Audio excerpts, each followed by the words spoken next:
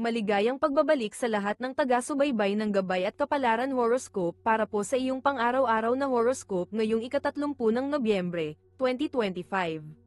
Ngayon, ang enerhiya ng mga planeta ay nakatutok sa responsibilidad, pamilya, at pagiging praktikal, bagay na mahalaga para sa ating lahat. Ang araw ay nananatili sa posisyon ng Sagittarius, na nagdadala pa rin ng tema ng pag-asa, malaking pangarap, at pagpaplano para sa hinaharap. Ang pinakamahalagang focus ngayon ay ang buwan, na gumagalaw sa posisyon ng Capricorn sa buong araw. Ang enerhiya ng Capricorn ay napakaseryoso at nakatuon sa trabaho, tungkulin sa bahay, at pangmatagalang seguridad. Ang planetang Venus sa posisyon ng Scorpio ay nagbibigay ng matinding pagmamahal at dedikasyon sa pamilya. Sa pera, mas madali kayong maging matalino sa paggastos at pag-iipon. Ang payo ng mga bituin, gamitin ang araw na ito para maging masinop. Samahan ninyo kami sa ating pagbasa ng mga prediksyon para sa bawat zodiac sign. Alamin ang mga posibilidad, iwasan ang mga balakid, at tuklasin ang mga swerte ngayong araw. Huwag nating kalimutan, ang mga planeta at bituin ay nandito upang tumulong sa atin. Aries, ang atensyon ng mga planeta ay nasa inyong career at pampublikong imahe. Dahil linggo, hindi ito tungkol sa opisina o trabaho, kundi sa inyong reputation sa komunidad o sa pamilya. May mabigat na responsibilidad kayong nararamdaman tungkol sa pag-angat ng inyong status sa buhay. Posibleng may isyu kayo sa inyong magulang o sa isang nakakatanda na kailangan pag-usapan. Ang buwan sa Capricorn ay nagpapayo na ipakita ang inyong professionalism at leadership skill, kahit sa simpleng gawain sa bahay. Huwag magmadali sa pagsasalita, ang inyong image ay mahalaga. Magplano ng mga hakbang para sa mas malaking kita sa susunod na linggo. Taurus, ang inyong isip ay lumilipad sa malalayong pangarap, pag-aaral, at paghahanap ng kahulugan sa buhay. Dahil masinop ang enerhiya ngayon, magandang magbasa ng mga aklat o magtanong sa mga taong mas may alam tungkol sa isang bagay na gusto ninyong matutunan. Kung may kailangang ayusin na mga dokumento tungkol sa visa o pag-aari, gamitin ang araw na ito sa paghahanap ng impormasyon. Sa asawa o partner, maging mas malalim ang inyong pag-uusap. Huwag maging masyadong manatili sa inyong comfort zone, ang pagbabago ay magdadala ng biyaya.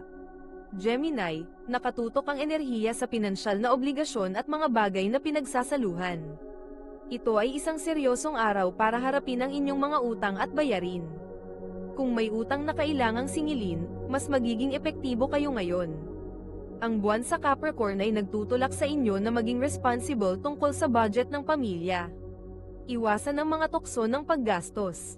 Posibleng maging sensitibo ang inyong pakiramdam tungkol sa trust at intimacy sa inyong asawa. Ang tapat na pag-uusap tungkol sa pera ang susi sa inyong kapayapaan.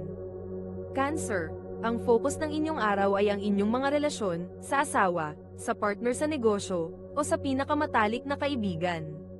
Ang buwan ay nagdadala ng serious tone sa inyong pag-uugnayan. Kailangan nyo ng commitment at pagiging loyal mula sa inyong partner, at handa rin kayong ibigay ito. Kung may problema sa relasyon, harapin ito ng seryoso at maghanap ng pangmatagalang solusyon. Ito ay araw ng pagbuo ng mas matatag na pundasyon sa inyong love life. Huwag magpadala sa emosyon, gamitin ang inyong common sense at logic. Leo, ang araw na ito ay tungkol sa pagiging produktibo, kalusugan, at araw-araw na gawain. Kahit linggo, ang buwan ay nagpapayo na maging masipag kayo sa paglilinis ng bahay, pag-aayos ng mga gamit, o paghahanda ng pagkain para sa linggo. Ang routine at disiplina ang magdadala ng kapayapaan sa inyong isip. Bigyan din ng seryosong pansin ang inyong kalusugan, magluto ng masustansyang pagkain o magpahinga ng tama. Kung may kailangan kayong ayusin sa trabaho o sideline nyo, gawin na ito ngayon. Ang pagiging efficient ay katumbas ng mas maraming oras para sa inyong pamilya.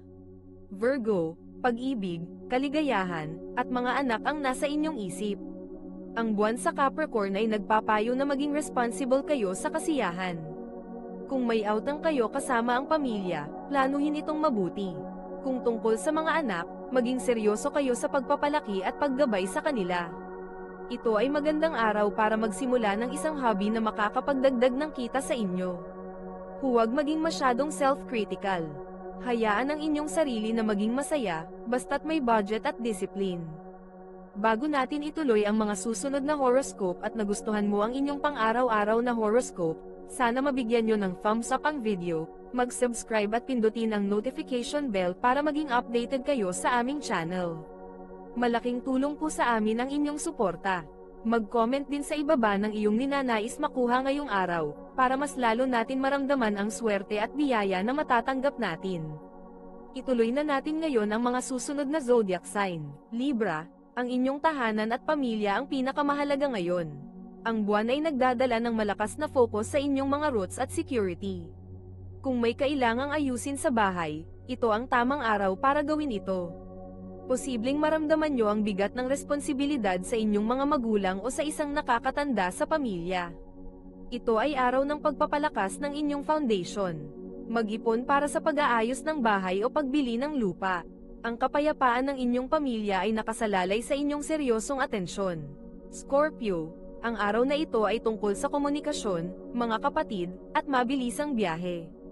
Ang buwan ay nagtutulak sa inyo na maging seryoso sa mga salita nyo. Kung may kailangan kayong sabihin, maging diretso, pero may sinseridad.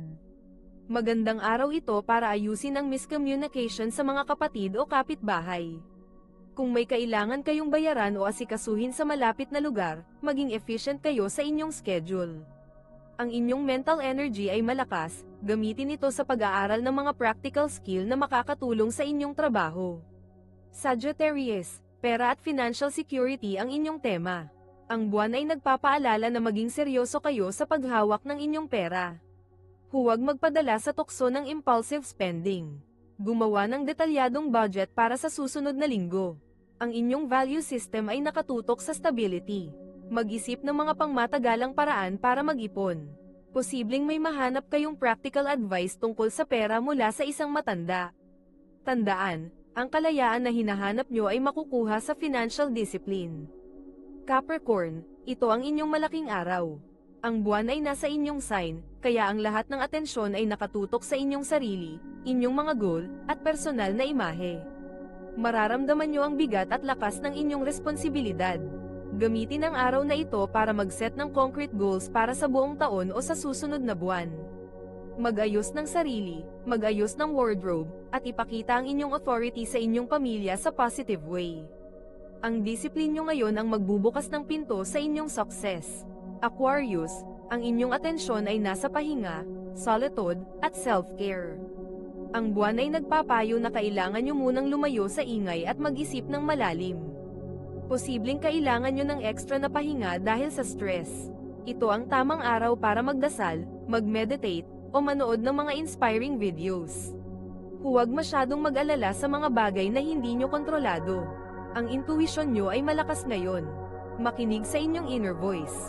Ang pagiging humble at charitable ay magdadala ng biyaya sa inyo. Pisces, ang inyong atensyon ay nasa mga kaibigan, social life, at mga pangarap sa hinaharap.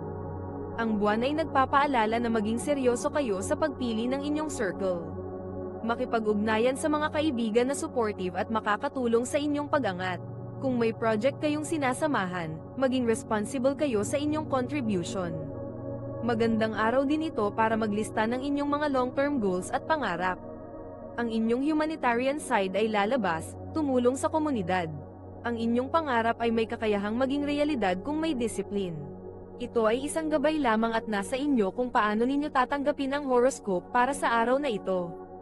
Kung nagustuhan ninyo ang iyong horoscope, paki-thumbs up at mag-subscribe sa aming channel at pindutin ang notification bell para maging updated sa aming mga pang-araw-araw na horoscope. Salamat sa panonood at hanggang sa susunod, naway palagi kayong gabayan ng mga bituin at naway mapuno ang inyong mga puso ng hiwaga.